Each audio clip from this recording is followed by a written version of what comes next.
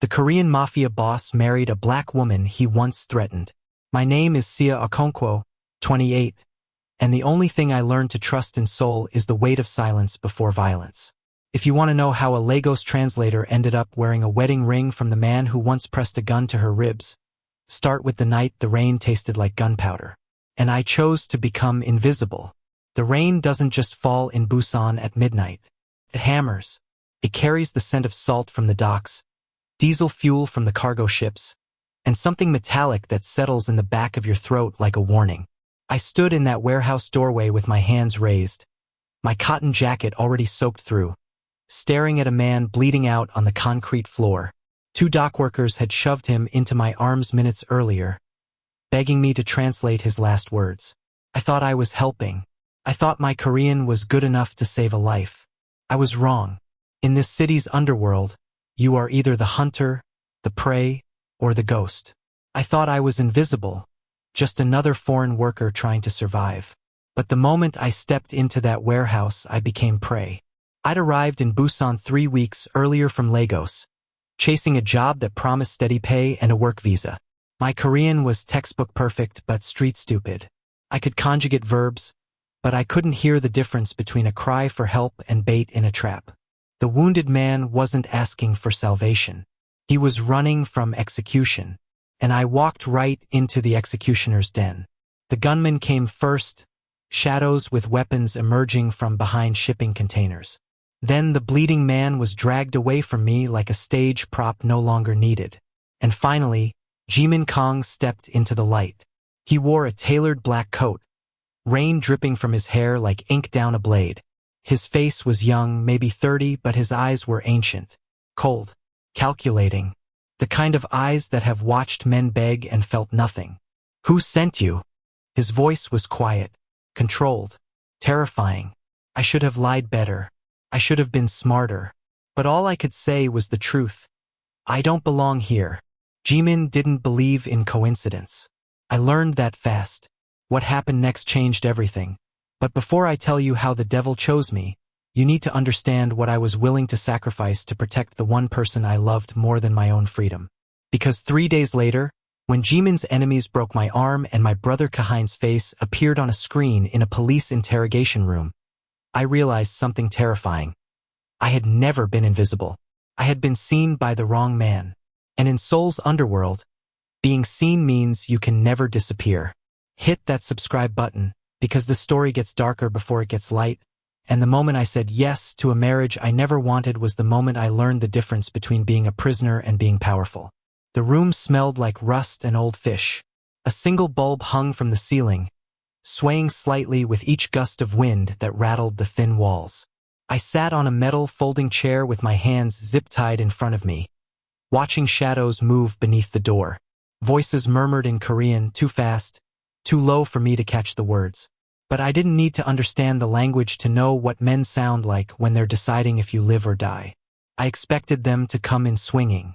Fists. Blades. The kind of violence I'd seen in Lagos street corners when debts went unpaid. What I got instead was worse. Silence. Hours of it. The kind of silence that makes you hear your own heartbeat like a countdown clock. I pulled at the zip tie until my wrists bled. I prayed in Yoruba, in English, in broken Korean. I thought about my mother's warnings before I left Nigeria. Seoul is not a place for girls like you. You don't know their language. You don't know their rules. I'd laughed it off. Told her I'd be fine. Told her I was just translating shipping manifests, not stepping into war zones. Stupid. I was so stupid. The door finally opened near dawn. Jimin Kong walked in alone. No guards. No weapons visible. Just that black coat and those dead eyes. He pulled a second chair across from me, the metal legs scraping against concrete like nails on a chalkboard.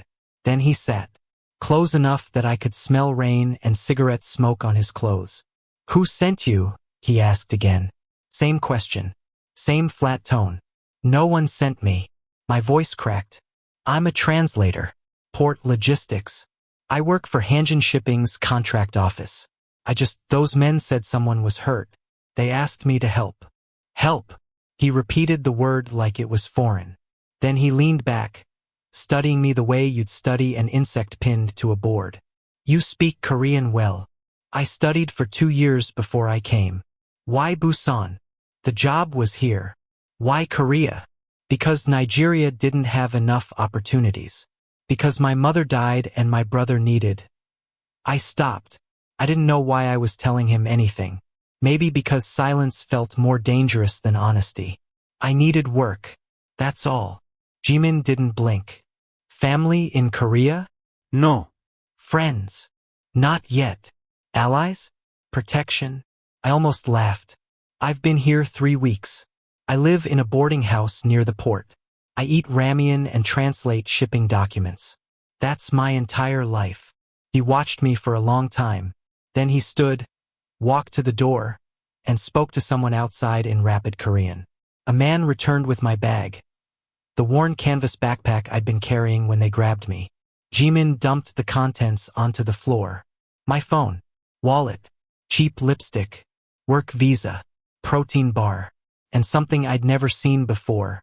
A small flash drive, silver, unmarked. My stomach dropped. That's not mine, I said immediately. Jimin picked it up, turning it over in his fingers. The man you followed. He put this in your jacket pocket before we found him. I didn't know. I know. His voice was quieter now, almost tired. If you were a spy, you'd have run the moment you saw blood. If you were police, you'd have come with backup. You're just unlucky. He plugged the drive into a laptop one of his men brought in. I watched his face as he scrolled through files. His jaw tightened. His fingers stopped moving. And for the first time, I saw something flicker across those dead eyes. Rage. What is it?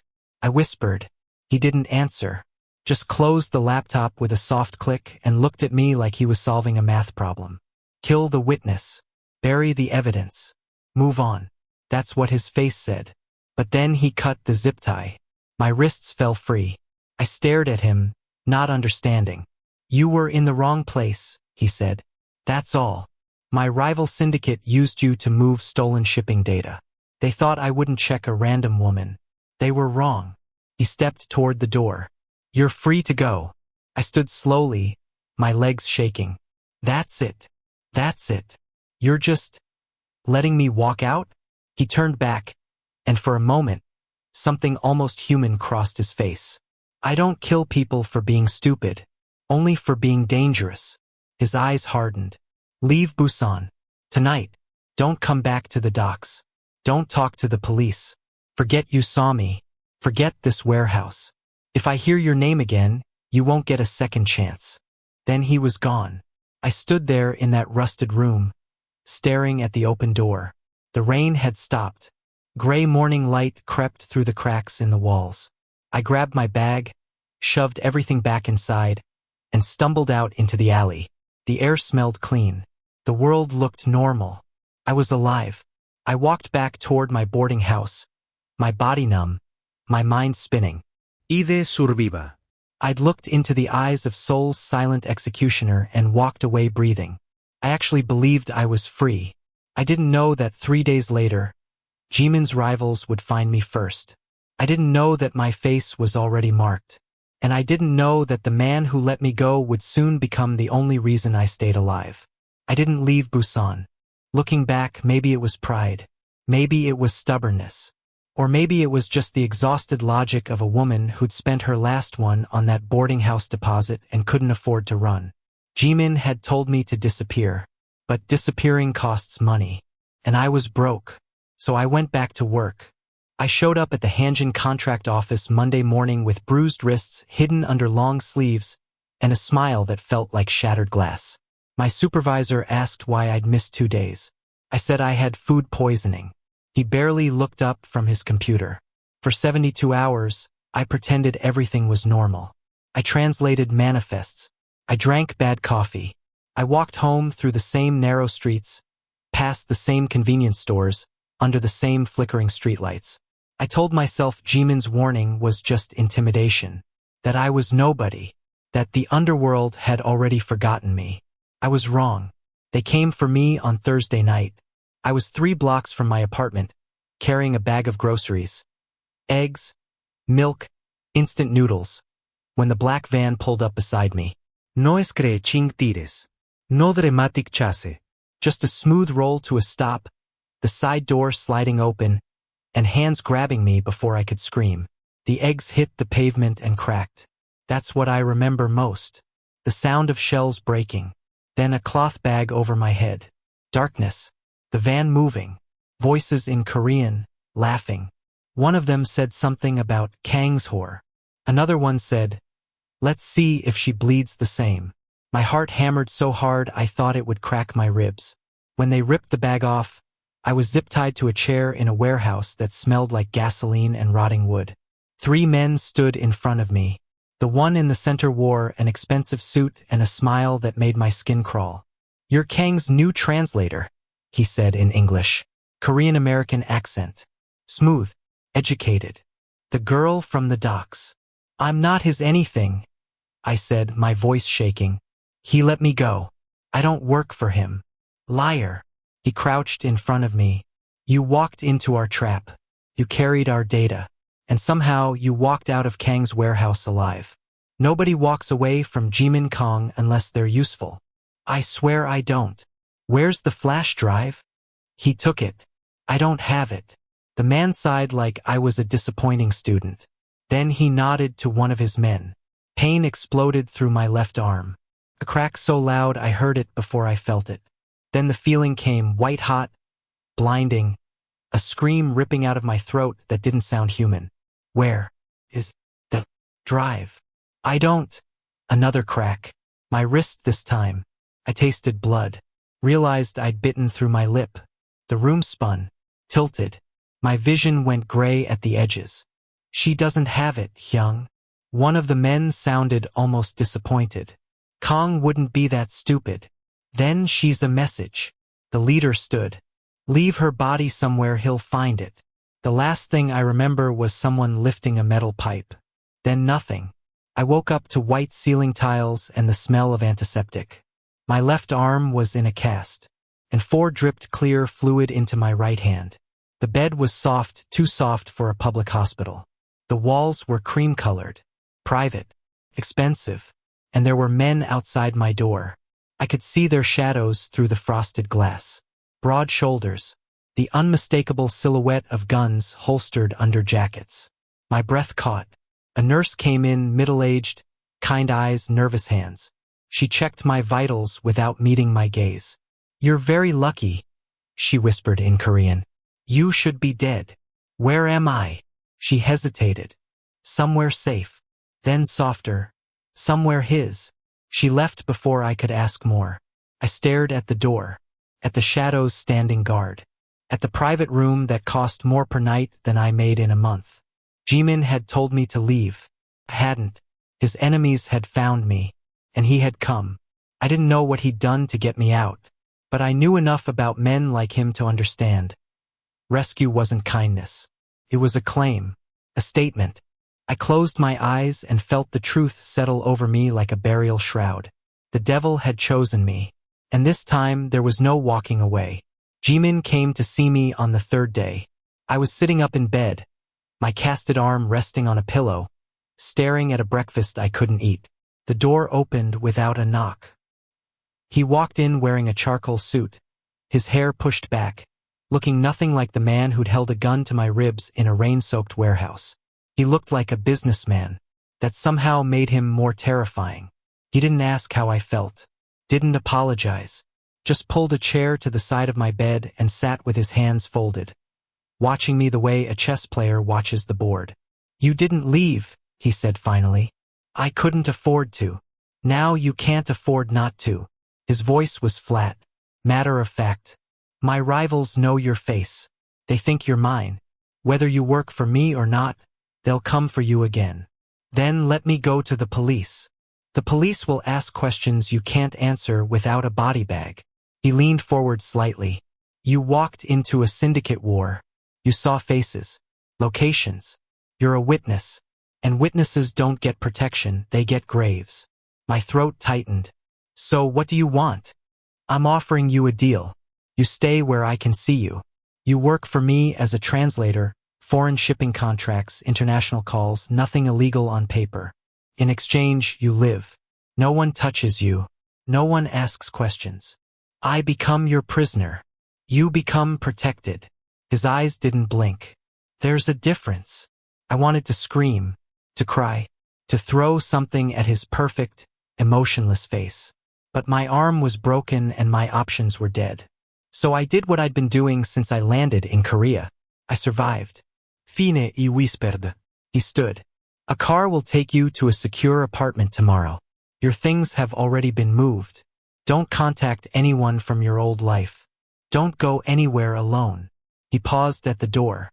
And Sia, don't make me regret letting you live. Then he was gone.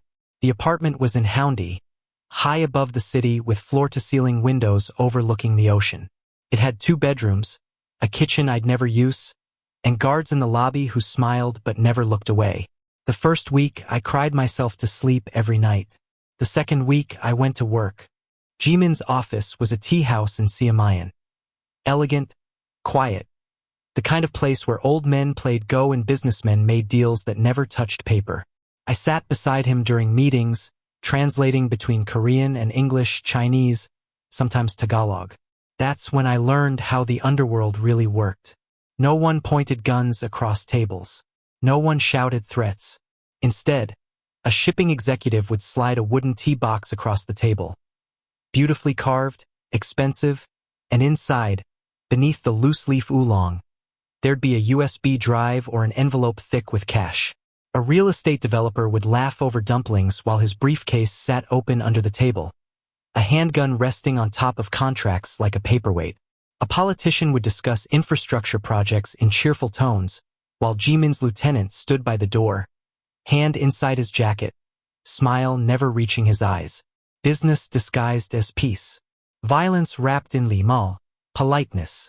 And Jimin orchestrated it all with the calm precision of a conductor. He never raised his voice, never showed anger.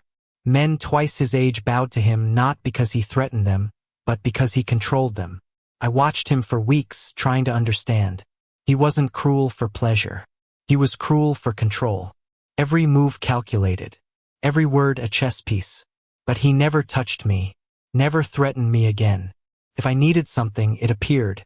If I was uncomfortable in a meeting, he'd end it early. Once, when a client made a lewd comment in Mandarin, thinking I wouldn't understand, Jimin had him removed from the room. Permanently removed from his business network. "You're an investment," he said when I asked why. "Damaged investments lose value." But sometimes, late at night in that tea house when everyone else had left, I'd catch him staring out the window at the city lights, his face unguarded, his shoulders heavy. He looked lonely, not sad, not weak, just alone. And I hated that I noticed. I hated that some small, stupid part of me wondered what it cost him to be this untouchable, to be feared by everyone and known by no one. But I was still trapped, still a prisoner in a gilded cage. And the bars were made of his control. The raid happened at dawn. I was in Jimin's secondary office, a legitimate shipping logistics company in Nampodong, translating a contract when the doors exploded inward. Federal agents in tactical gear flooded the room like a black tide, shouting commands, weapons drawn. "Down! Hands where we can see them!" I dropped to my knees, heart slamming against my ribs. Around me, employees screamed. Papers scattered. Computer hard drives were ripped from desks and shoved into evidence bags. They took everything, including the employee manifest with my work permit attached to Jimin's corporate umbrella. By noon, my face was in a federal database. By evening, Jimin's lawyer told me I was a person of interest in an international smuggling investigation. "They think you're complicit," the lawyer said, his voice clinical. "Your visa, your apartment, your salary, all tied to Kang's network. If they build a case, you'll be the key witness." I sat in Jimin's tea house, hands shaking, staring at the legal documents spread across the table. "I didn't do anything illegal. Doesn't matter. You saw things, translated things. If they pressure you to testify, they can dismantle his entire operation." Jimin stood by the window, silent. He'd been silent for hours. Finally, he turned. I'm announcing a marriage. I blinked. What? A wedding. Public. Legal. Next week. His voice was calm, detached, like he was ordering office supplies.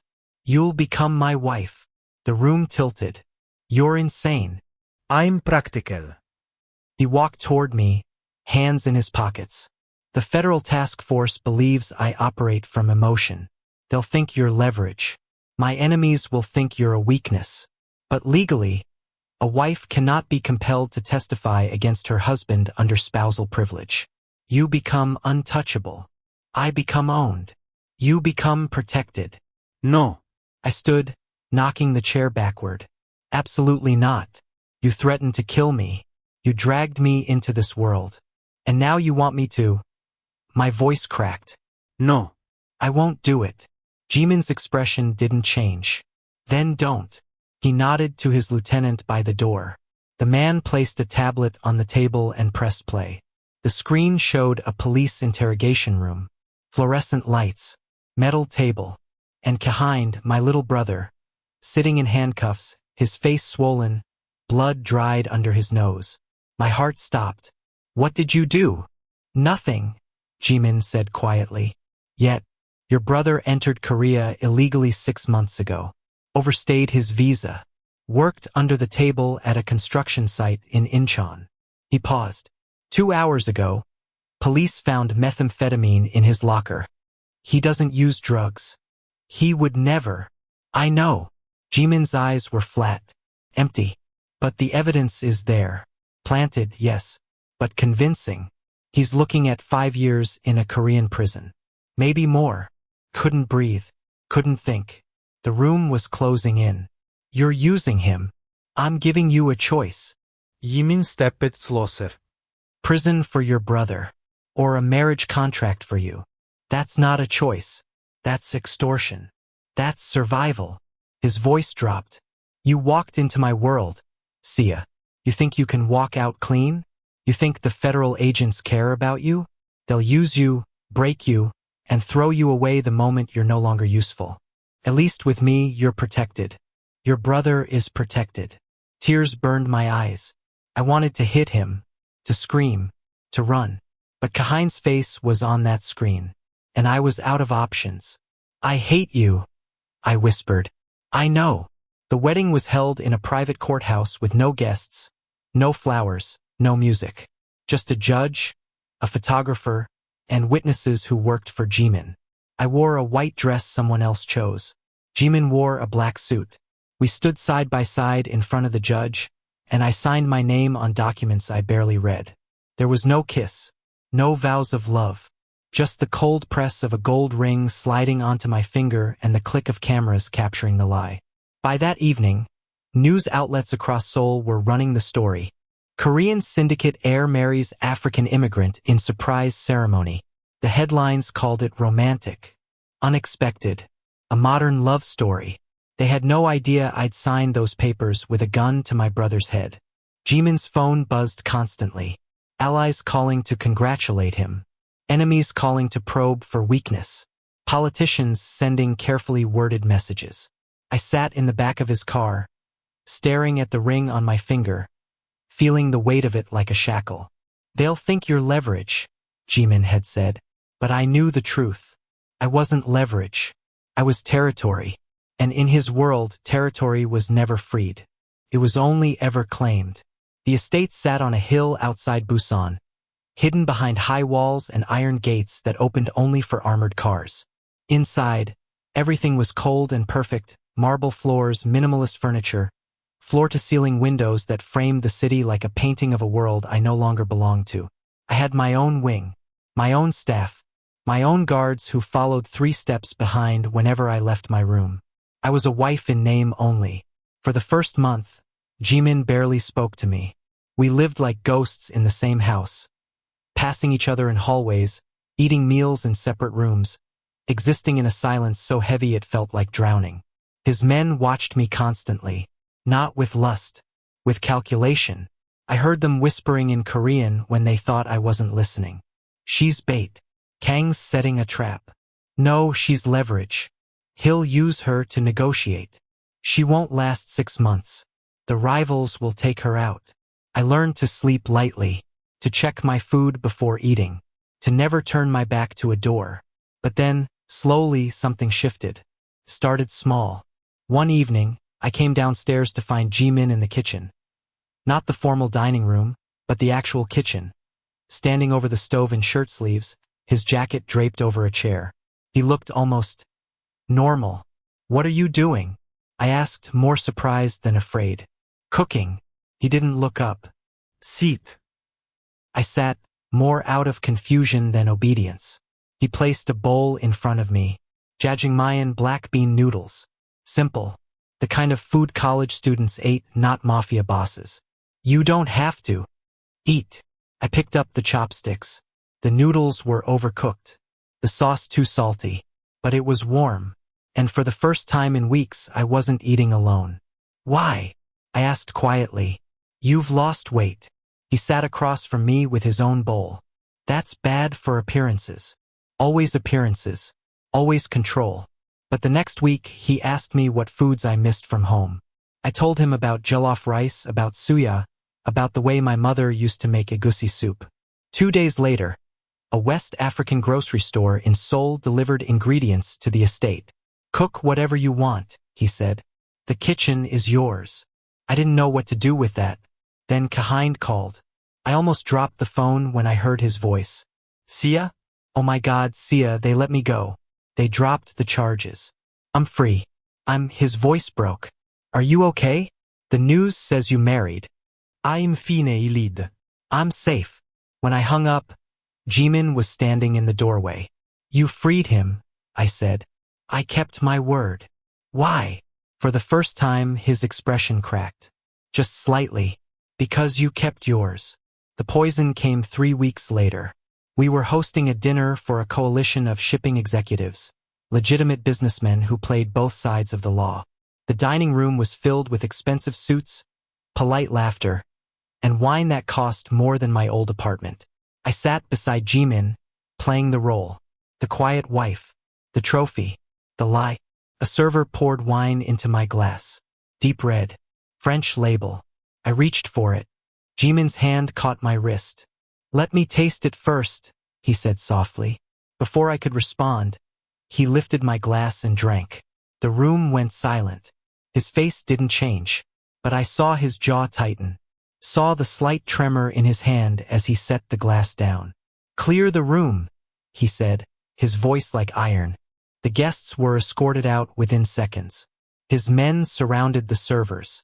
One of them tried to run. He didn't make it to the door. Jimin turned to me, his eyes sharp despite the poison working through his system. "Go upstairs. Now. You just go." I ran. From my room, I heard shouting. A single gunshot. Then silence. Jimin's personal doctor arrived within minutes. I watched from the top of the stairs as they led him to his study. His steps steady but his skin pale. He survived. The server didn't. Later that night, I found Jimin on the terrace, staring out at the city lights. His shirt was unbuttoned at the collar, and 4 bandage on his arm. He looked tired. "Human. You drank poison for me," I said. "I drank it to identify the threat. You could have died. I didn't." I stepped closer. "Why did you really do it?" He was quiet for a long time. Then, "Because if they kill you, they think I'm weak. If I let you die, I am weak." He turned to face me. "You're not collateral anymore, Sia. You're territory. And I don't lose territory." Territory. The word should have felt like chains. But the way he said it, with something almost like reverence, made it feel different. Dangerous. He didn't see me as a person. Not yet. But he saw me as his. And in a world where everything could be bought, stolen, or destroyed, being claimed by the most dangerous man in Seoul meant something. It meant I was untouchable. It meant I was powerful. And God help me, some part of me was starting to understand why. The coalition came at midnight. I woke to the sound of gunfire echoing through the estate. Sharp cracks that shattered the silence like glass. Shouting in Korean. Running footsteps. The smell of smoke drifting through the ventilation. Before I could reach the door, It exploded inward.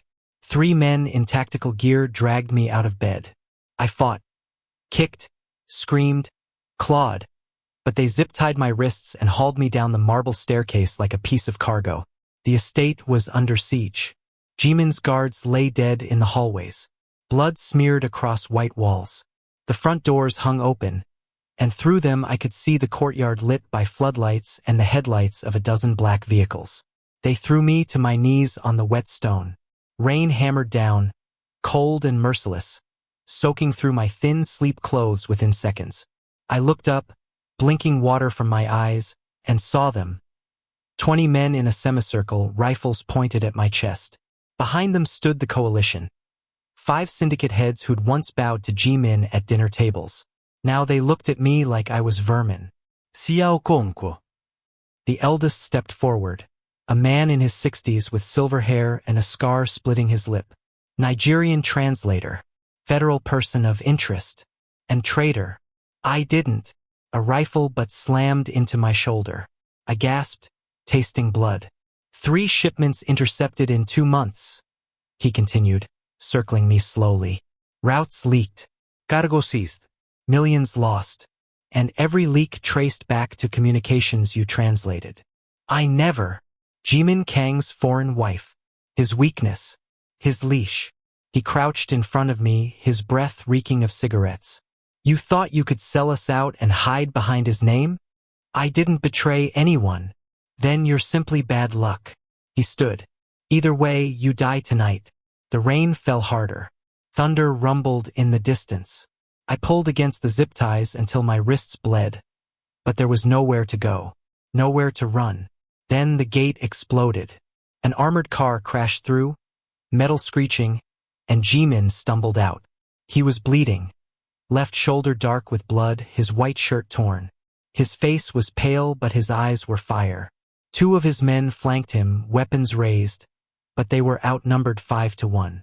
Let her go, Jimin said, his voice cutting through the rain. The silver-haired man laughed. You're in no position to make demands, Kong.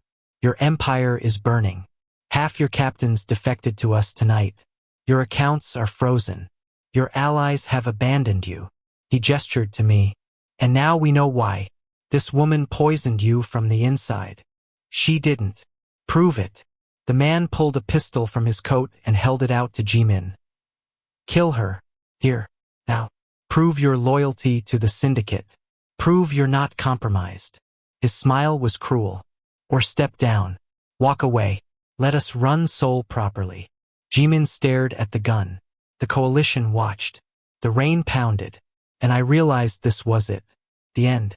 The moment Jimin would choose power over the woman he'd claimed as territory. He took the gun. Walked toward me. His face was unreadable. Cold. The executioner I'd met in that warehouse months ago. I looked up at him, rain streaming down my face, and refused to beg. Do it, I said quietly. You once threatened me to survive. His finger moved to the trigger. I didn't close my eyes. Now survive with me. For 3 seconds, the world held its breath. Then Jimin turned and fired. The silver-haired man dropped, a hole between his eyes. Chaos erupted. Jimin's 2 men opened fire. The coalition scattered.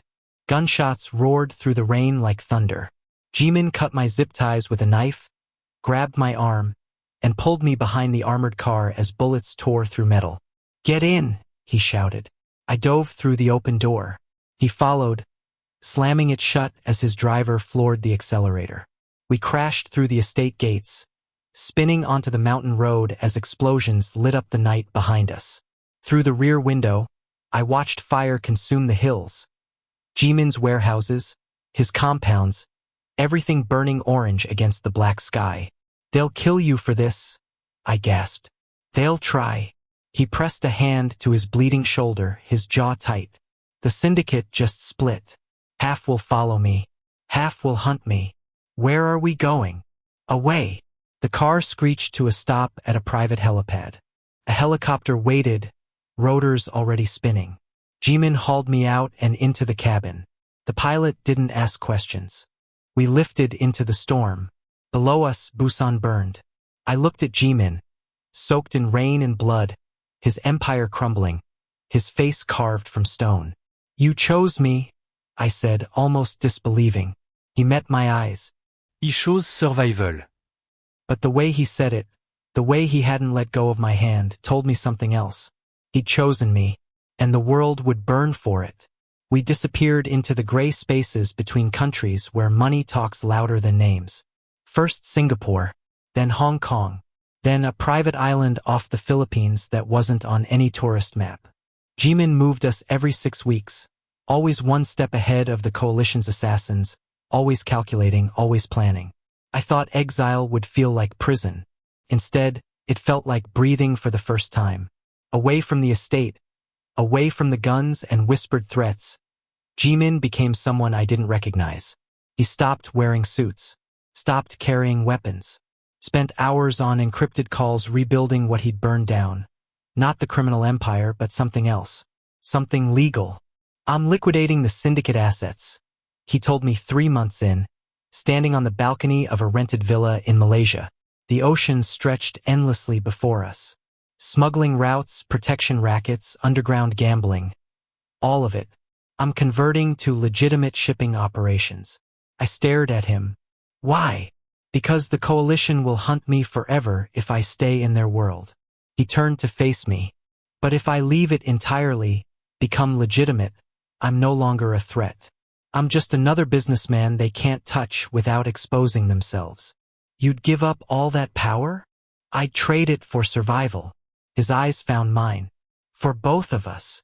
That's when he asked for my help. Not as a translator, as a partner.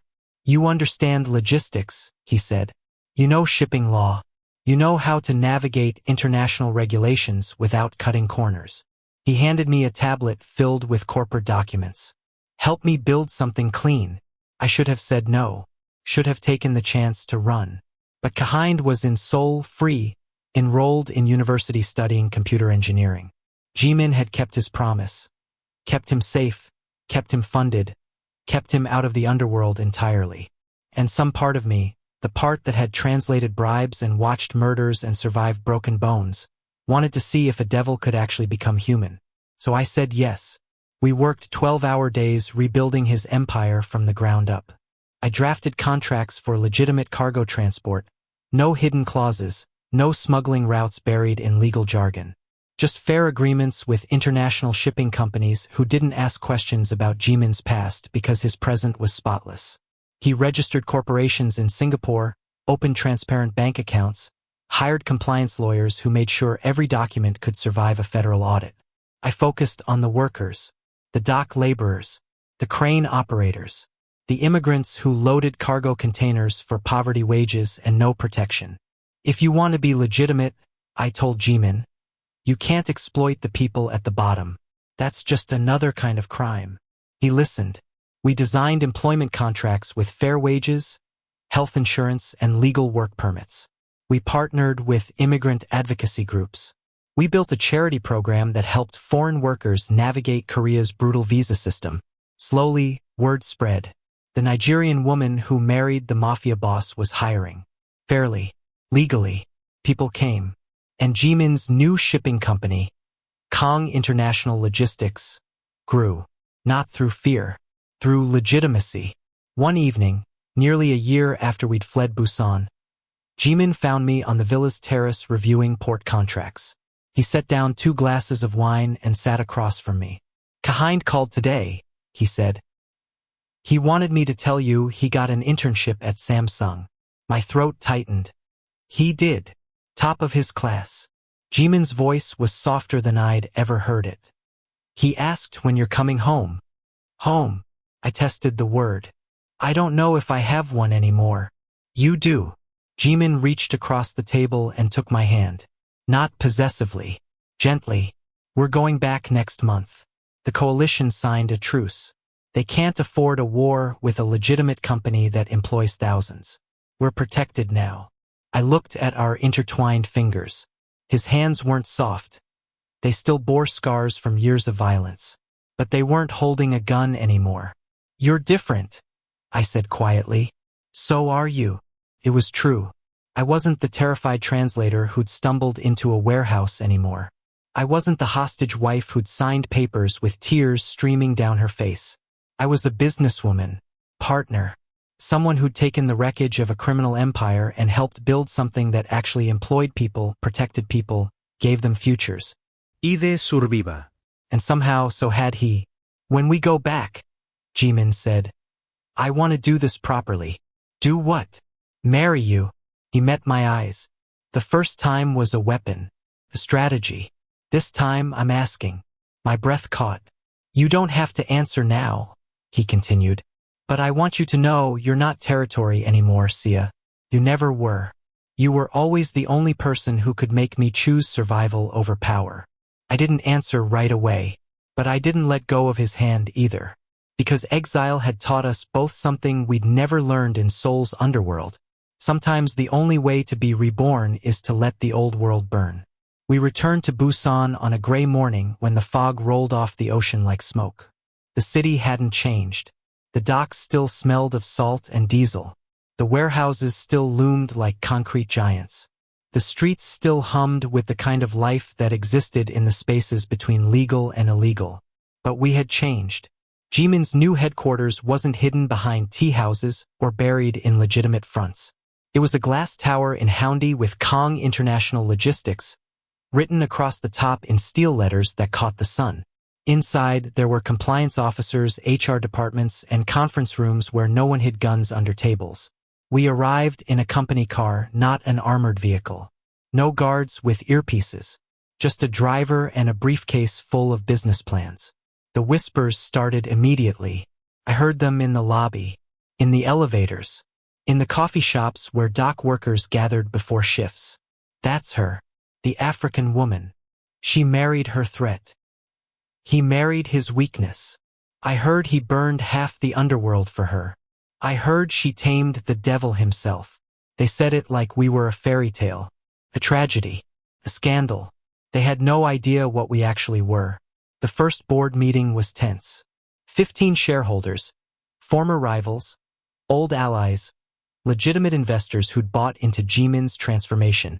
They looked at me sitting beside him at the head of the table, and I saw the question in their eyes.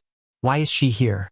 Jimin didn't explain, just opened his tablet and began the presentation on our new port partnership program. Halfway through, one of the older investors interrupted. These worker protections will cut our margins by 18%. Correct, Jimin said flatly. That's unacceptable. Then sell your shares. The room went silent. The investor's face reddened. You're letting her make you soft, Kong. This bleeding heart charity work will keep us out of federal investigations. I cut in, my voice steady.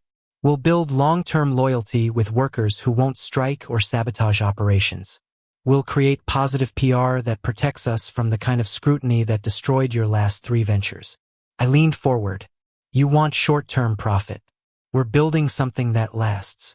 Jimin didn't add anything, just watched the investor with those cold, calculating eyes.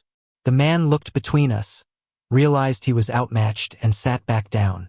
After the meeting, as we walked through the building, Jimin spoke quietly. You didn't have to defend the program. Yes, I did. It's mine. He smiled. Actually smiled. I know. That's when I understood. I wasn't his accessory. I wasn't his shield or his weapon or his territory. I was his conscience. The voice that could say no in a room full of people who only said yes. The person who could challenge him, push back, reshape his vision without fear of a bullet. And he had become my shield, not the kind that traps, but the kind that protects without smothering. We'd built something neither of us could have created alone. That night, we stood on the rooftop of the headquarters, looking out over the city lights. Busan sprawled before us, glittering, dangerous, alive. Do you remember the warehouse? Jimin asked quietly. Every day, I touched my ribs where his gun had pressed. The memory was permanent, carved into my body like a scar. I should have killed you. You tried to scare me. I tried to survive. He turned to face me. I thought control was survival. I thought if I held everything tight enough, I'd be safe. And now, Now I know survival isn't control. It's trust. He took my hand, and I felt the weight of the wedding ring I'd worn for over a year. The one I'd signed for under duress. The one that had felt like chains. It didn't feel like chains anymore. People will always talk, I said. They'll say you married your weakness. That I married my threat. Let them. Jimin's voice was soft. They don't know that the woman I once aimed a gun at became the only person who could tell me when I'm wrong. They don't know that the man who planned her death became the one who asked her to plan his future. I looked at him, this man who'd been Seoul's silent executioner, who'd held my life in his hands and chosen not to crush it, who'd burned his empire and rebuilt it into something that actually helped people instead of exploiting them. You're asking me again, aren't you? I said. To marry you properly this time. I am. What if I say no? For the first time since I'd known him, Jimin looked uncertain. Vulnerable. Human. Then I'll ask again tomorrow. And the day after. Until you believe that this time, it's a choice. I thought about the girl who'd stumbled into a warehouse thinking she was helping. I thought about the woman who'd stood in the rain with guns pointed at her chest and refused to beg. I thought about everything we'd survived, the violence, the exile, the transformation. And I realized something. Love born from war isn't gentle. It's fierce. It's earned. It's two people who chose each other when choosing each other meant losing everything else. Ask me again in a year, I said. Jimin smiled. A real smile, not the cold mask he wore for the world. I'll wait, because that's what we'd learned. Survival isn't about control. It's about choosing who you survive with. And I'd chosen the devil who became human. He'd chosen the witness who became his conscience. And somehow, impossibly, we'd both chosen life.